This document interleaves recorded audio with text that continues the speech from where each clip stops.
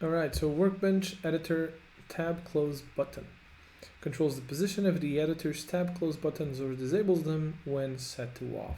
So this pertains to these little buttons right here that you can use to close tabs, and you can set them to the right, to the left, and now they show up on this side, or you can turn them off.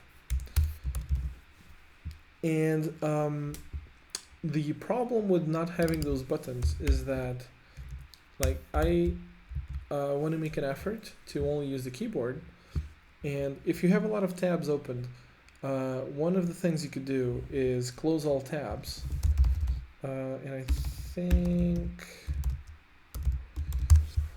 there's a keyboard shortcut for that.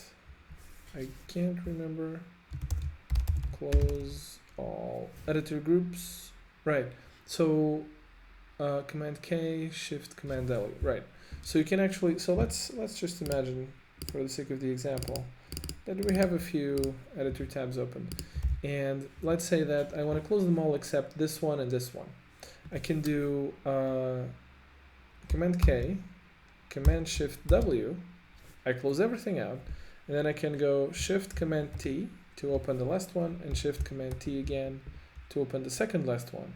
Now I didn't want this one, I wanted the index.html, right? So really, I'm back to where I started, and this is not very useful. And there was a time where I actually went and disabled the close button to see if I could easily close other tabs manually.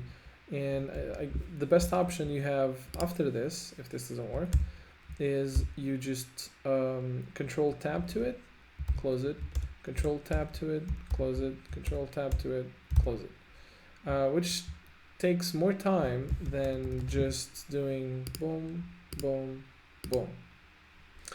For that reason, I'm setting this setting, I'm leaving this setting set to right.